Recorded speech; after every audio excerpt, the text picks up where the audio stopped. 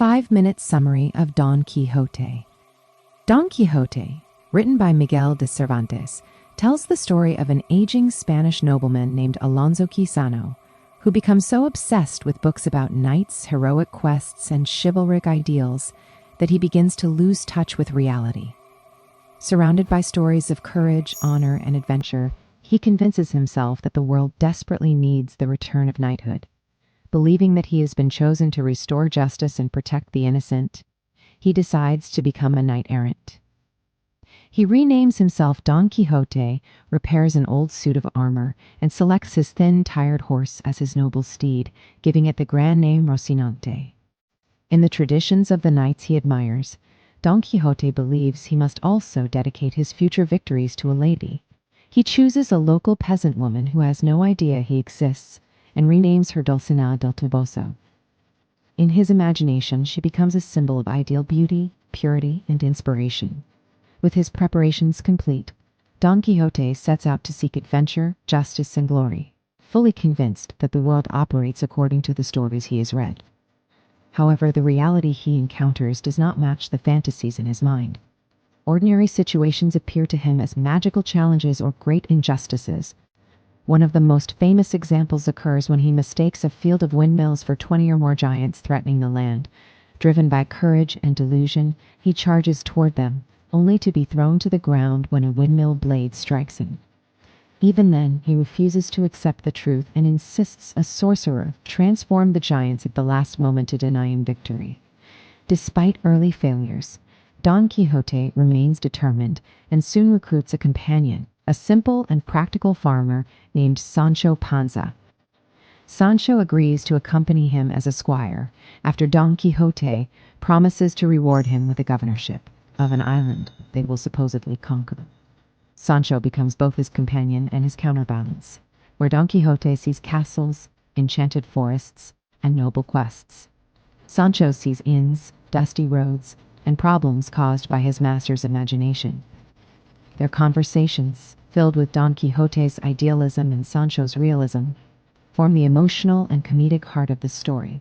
As they travel from village to village, Don Quixote repeatedly misunderstands the world around him.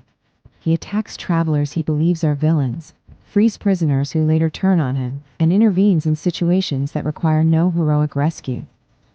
His actions often cause confusion or chaos, yet his motivations come from a deep belief in virtue and justice.